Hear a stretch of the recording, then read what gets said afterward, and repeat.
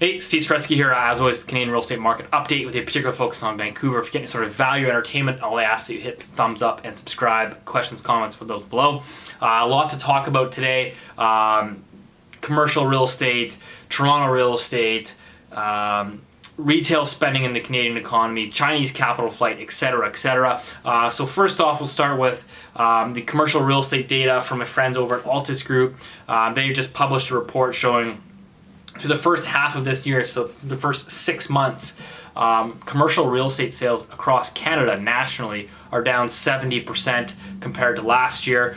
And it's really the same thing as if you actually look at the US data. Commercial real estate sales are down 50% during that same time period compared to last year. So there's clearly a commercial real estate slowdown. And I think a lot of that has to do with the Chinese capital controls.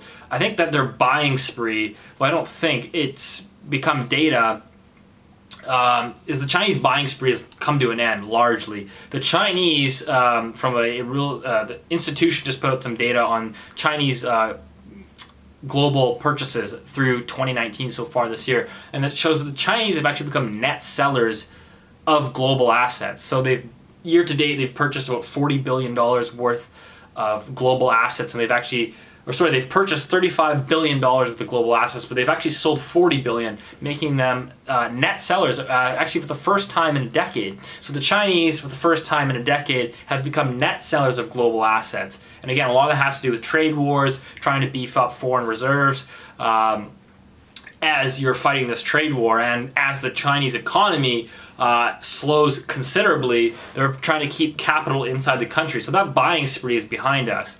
And at least we very much know that here in Vancouver. I mean, all you have to do is look at the luxury housing market, particularly say in West Vancouver, which is down 40% peak to trough so far, and is still an extremely soft market 2.5 years later. And ironically enough, now the municipality in West Vancouver is talking about implementing an empty homes tax. Talk about, how horses already left the barn. Prices are down 40%. So I don't really understand that. But what I do understand is the Chinese global buying spree has retrenched, and that is going to have a significant impact on global assets. But if we sort of scale it back now, sort of trying to tie this whole picture in together, what we're still seeing is, the Vancouver market has clearly retrenched. But I continue to be amazed by what is happening in the Toronto real estate market. I'll be the first to admit that I got this call wrong. I think about a year ago I expected prices to follow a similar trajectory as Vancouver. And it's interesting enough because not only has Vancouver fallen back considerably, prices have come off. The pre-sale market is in total disarray here. I mean, developers are canceling projects left, right, and center. And Toronto, what was once had a very weak sort of pre-sale market, all of a sudden, there's this frenzy of activity in the pre-sale market in Toronto. Prices are ratcheting higher, $1,500, $1,600, $1,700, $1,800 a square foot for new construction in downtown Toronto. And this thing could just keep pushing higher, but we obviously know that at some point that there is a ceiling. I mean, all we have to do is look at the Toronto real estate price growth going back to, I believe it's 2002. It's up over 200% in that time frame, and it's going to continue to push higher. As George Soros said, once famously said, quote him, says, "When I see a bubble forming, I rush into it and I add fuel to it and bid it up." He's saying, obviously he said, as long as I get out on time, but he's happy to go in there and push it up. And it kind of struck me as the reason why that quote kind of came to my mind, because I actually had somebody call me, and I've had these calls several times, but I had someone call me from Toronto, asking about, my advice in the market. And I generally don't give advice just because it's really not my expertise to talk about and give somebody advice, long distance in a market that I don't work in. But I certainly see it and certainly see what's happening here in Vancouver. And this guy was asking me, he's talking about investing and Toronto real estate, and I said, well, okay, well, what's your plans? What are your thoughts? Like, how can I help you? And he's like, well, I really want to buy a pre-sale. And I was like, okay. He said, I want to buy a pre-sale in Toronto and I want to flip it. And I'm not going to discourage the guy from doing that, but I said, sure, that's totally your obligation. I personally wouldn't recommend it given where we are in this stage of the cycle. But if you want to go and buy a Toronto condo with no intention of closing it and flipping it, by all means, blow your brains out. Like I said, this could very well keep going. Downtown Toronto pre-sale prices could go $1,800 to $1,900 to $2,000 to $2,200 to $2,400 to $2,600. But we obviously know that nothing grows to the skies, and at some point, that's going to hit its ceiling. And I think that, again, I've had a lot of these questions. One of the questions, I did a speech in front of some high net worth clients at the bank, sort of a private engagement speaking event. And, this lady in the front row, she puts up her hand, asks the question. She says, I know it seems Vancouver is obviously going through this significant correction. There's a lot of headwinds here, and, we're trying to figure out what's happening. But she's like, I don't understand. Why is Toronto still going up? And my thought to her, as I said, again, I'm not the Toronto expert, but I said, at the end of the day, it really is about confidence and momentum. Everybody there still has a job. You have strong migration into there. The economy in Toronto is still strong. And you still have momentum. You still have this belief that prices will continue to rise higher. So they will probably continue to rise higher until they don't.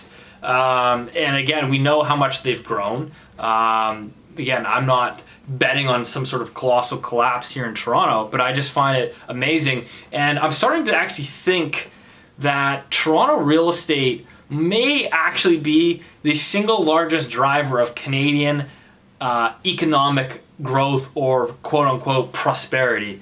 All we have to do is, all we have to do is look at retail spending, which came out again here in July. Retail spending for the Canadian economy has been flat as a pancake for about a year now. So you have rates basically at record lows. Retail spending, everybody's fully employed. Retail spending is flat as a pancake.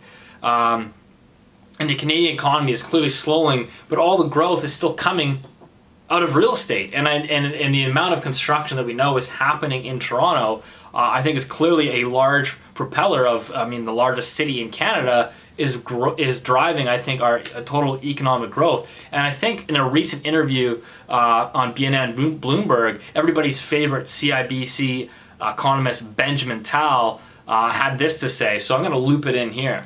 And where we belong is not 3.7, not even 2%, it's 1.5%. That's more or less where we are going. And what does that mean for the Bank of Canada then? Well, I think the Bank of Canada will have to think very hard about cutting interest rates. At this point, they are not willing to even discuss it. The Fed is telling us that they are data dependent, but they did cut interest rates. They might cut again over the next few months because of the uncertainty related to trade. And then you're the Bank of Canada, the consumer is not there, clearly investment is not there, exports is missing in action, and the only thing all of a sudden that is moving is actually the housing market again. So the housing market has 9 lives. Every time that it's supposed to slow down, something bad happens elsewhere that keeps interest rates low and the party is still going. So do you want to really rely on the housing market to keep the economy going at this point of the game?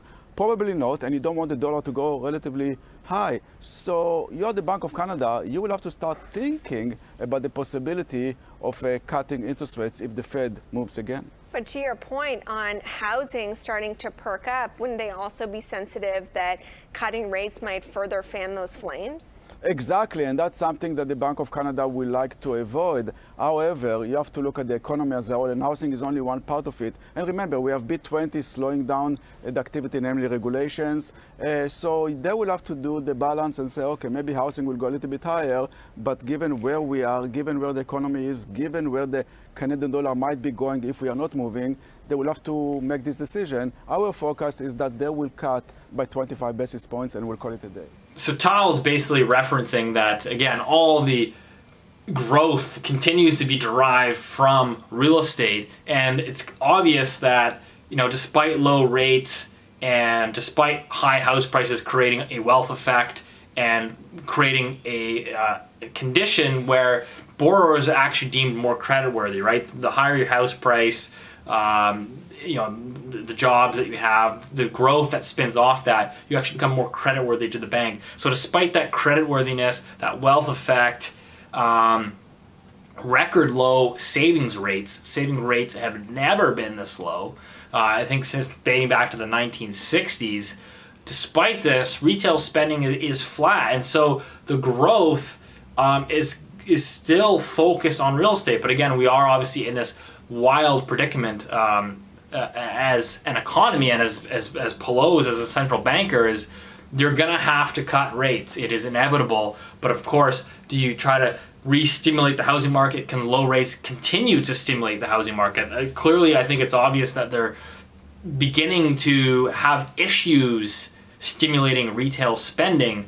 And I think at some point, in my personal opinion, as the momentum dies off in Canadian housing, I think ultimately at the end of the day, I think you have to look at the strength of the labor market. I think that's going to tell you the trajectory of the strength of the Canadian housing markets, and that continues to be my call today. I think as long as rates are low and central banks are easing, if they can keep the cycle alive, again, you might be able to kick this cycle another 12 or 24 months, but you can't just take a cycle, late cycle, and then kick it back to the start or to the middle of the cycle. Like you're just late cycle. Again, the central banks may be able to extend it another 12 or 24 months. But if they can't, then I think that we know the inevitable conclusion, which is, we've seen peak employment and we'll begin to see some layoffs. But until that time, continue to keep an eye on the data, continue to report it here. So just remain fascinated. Again, this channel is always about global markets, understanding the larger picture at play. And again, I'm not going to discourage anybody from attempting to speculate or flip pre-sale condos in Toronto. Again, if that's your prerogative, absolutely go nuts. Same thing here in Vancouver. All I can say is from my experience, the people that did it in Vancouver made out like bandits in 2015 up until 2017, and there's going to be a lot of bag holders here in Vancouver, as I'm seeing now, that are not able to flip pre-sales because of an liquidity problem, i.e. there are no buyers for assignments today. So hope that video helped. Otherwise, see you next week.